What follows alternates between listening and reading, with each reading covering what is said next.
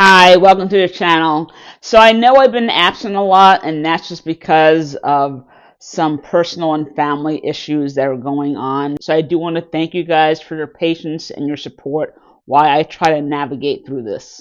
But today I'm reacting to a video uploaded in February 2018 by the Royal Australian Navy. This is U.S. Marine Corps General delivers speech honoring ADF personnel. I don't know all the details about this incident, but a U.S. Marine Corps Osprey, which has a horrible safety record, by the way, went down, I believe, in the Coral Sea, and the U.S. Navy and Marines actually called upon the ADF to come help recover the 3 lost Marines. Let's get to it. Today I am honored to be here on this magnificent ship, really to say thank you. On behalf of the United States Marine Corps and the United States Navy and the American people, I am here to express our sincere thanks and to recognize the actions of the Director General of Maritime Operations, the Australian Clearance Diving Team 1, Her Majesty's Australian ship Melville, Australian Mine Warfare Team 16, and the Australian Mine Warfare and Clearance Diving Task Group. As CJOPS just mentioned, on August the 5th last year, we did have an MV-22 Osprey returning. It was flying from shore back to the USS Green Bay, and it was loaded full of Marines, and there were 26, as you mentioned.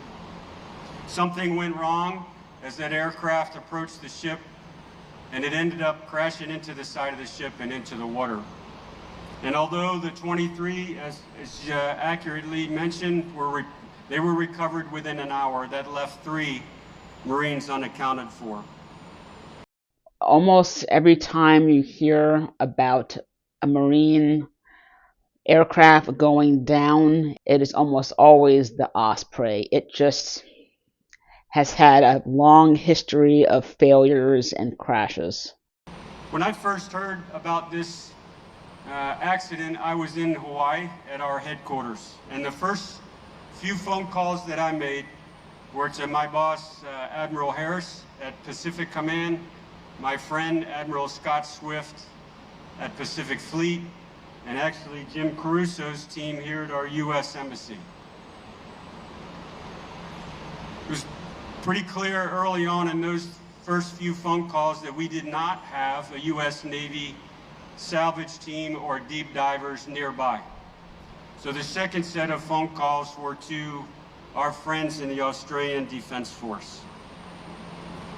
I would tell you that the response on the phone was immediate. We have what you need, and it will be on the way this afternoon. So I asked them, for this request, how should I forward the request to the right people to make sure that the format is followed and the procedures are good? And the answer was just as quick. You don't need to worry about any paperwork. You don't need to worry about a formal request. We got a phone call from you. Help will be on the way. And that is how all militaries should do it. Skip the stupid bullshit red tape and just get the job done. And that's exactly what the ADF did. The next day, the very next day, the HMS Melville and Clearance Diving Team 1 and Mine Warfare Team 16, all of them arrived on scene, and they immediately met with the Marine Corps and the Navy leadership on board the Green Bay, and they started to plan that salvage and recovery operation. As Admiral Johnson mentioned, the conditions during this operation were not ideal. The water depth, the constantly changing tides, the sea state on the surface meant that each individual dive had to be meticulously planned and executed. And I would tell you that your Royal Australian Navy teams were up to that task, and they performed brilliantly. I've served as a military diver in Marine reconnaissance units, and that by no means makes me an expert on diving or recovery operations or salvage operations, but I do have some appreciation for diving under less than ideal conditions. So even though he was not a salvage diver, he still has experience in diving operations, which I think just brings a whole new level of credibility to this general and his speech about this topic. When you add strong underwater currents and sea states to that, it gets dicier. Your Australian divers, the ones that are standing here and the ones that they represent, those divers and the support teams that were on the surface, they worked at depth in strong underwater currents for extended periods with limited rest between dives. How long is extended period? Would that be 2 hours, or would that be closer to 6 or to 8? If you know, please drop it in the comments. The support teams that were on the surface battled through some pretty rough seas on several days during this operation. Most of the military divers that I know would have at least suspended those operations, perhaps canceled them altogether, because the conditions were marginal at best. But not your divers. They would not quit. They would not stop until all 3 of those Marines were found on the bottom of the ocean floor and brought back up. My experience is that friends are usually willing to help, as long as it's not too inconvenient for them. True friends, true allies are a little bit different. They will go the extra mile. They will put their lives on the line for you and for your men. That's what comrades in arms are. And in my experience, you don't find that all that often. But I have. 5 years ago, I was a division commander in Afghanistan, and it was about this time of year. It was January or February, and we had a Marine Corps element in the northern part of Helmand province that was in a pretty good firefight, and it was in the mountains, and it was at night, and right around freezing, as I recall. We had aircraft at Camp Leatherneck that we could use to send reinforcements. What we did not have was a Marine unit available to send up north. In our operations center, in where I was, while I'm talking on the radio, there was a Australian Special Forces captain or major, I can't remember which, that we had worked with him in his special operations element for several months. He overheard me talking on the radio and said, "Hey sir, we got this." Or something like that. Probably more colorful because he was special operations, but you kind of get the point. Basically, we got it. Probably 35 or 40 minutes later, they launched from Camp Leatherneck up into the mountains where our team was.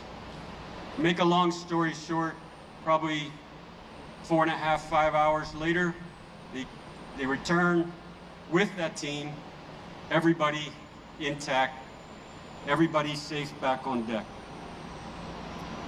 For me, in other words, Australia-US relations are personal and they're professional. They're both. When the chips are down, you know who you can count on. Last year, ma'am, when we were in Washington, D.C., you told me about the first 100 years of mateship. And you gave me a pamphlet. So I did my reading.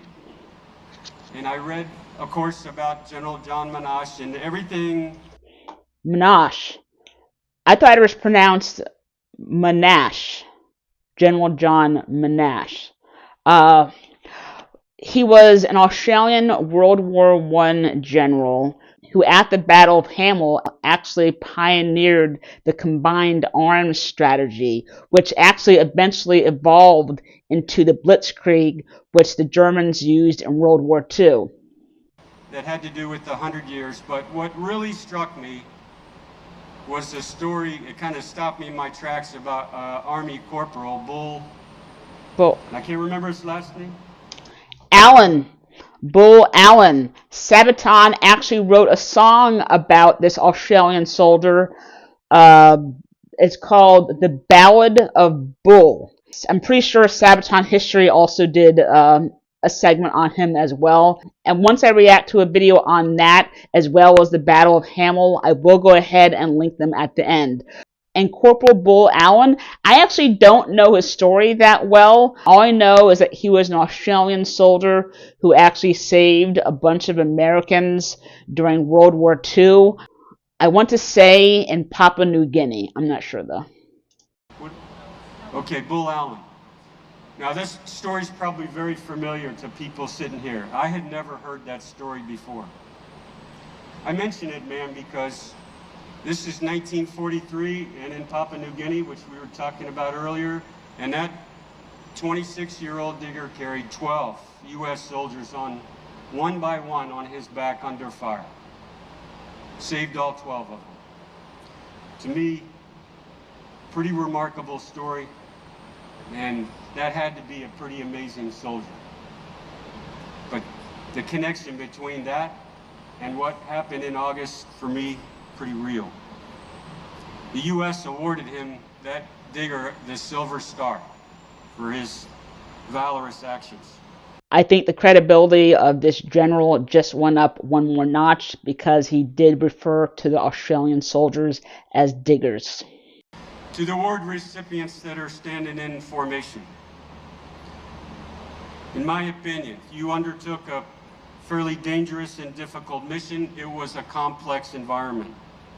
Overall, it was an extraordinary operation, and your efforts reflect the strength of our military alliance, and your efforts also show the bonds that we share.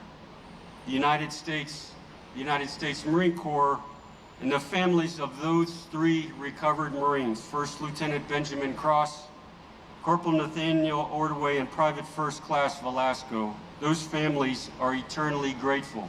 My heart and my prayers are with those families. For your selfless actions. I am very proud to present the U.S. Navy and Marine Corps Meritorious Unit Commendation to a true friend and an ally.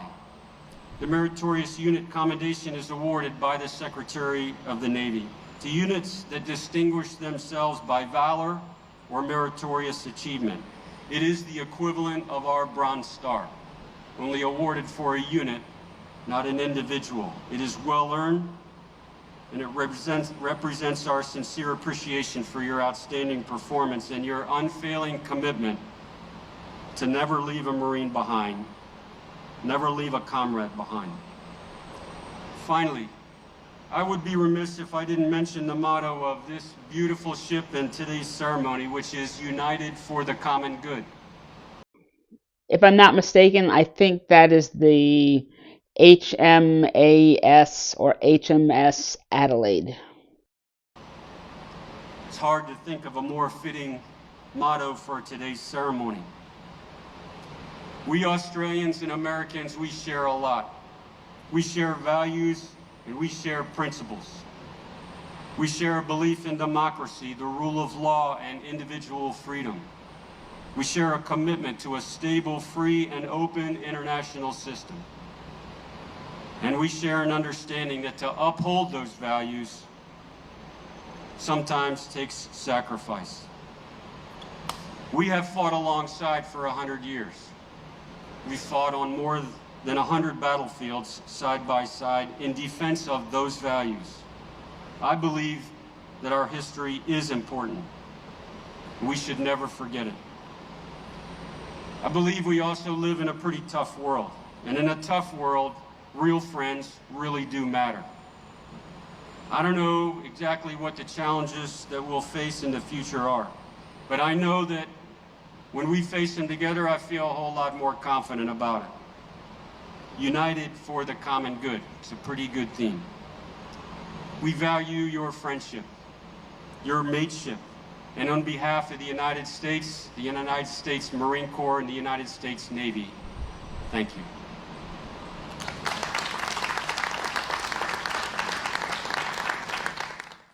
So that was a very poignant video, and I do want to acknowledge and thank everyone who was involved in the rescue as well as the recovery of all those Marines. So thank you. I know there's a lot of tension right now between the United States and many countries. However, I still think that we all need to strive for the united for the common good mentality. I think that is something that we still need to try to do, even in the midst of all this turmoil that's going on right now. But Australia has been an amazing ally to the United States for over a century now. And I did actually have the honor and the pleasure of serving with them in Iraq back in 2005 and 2006.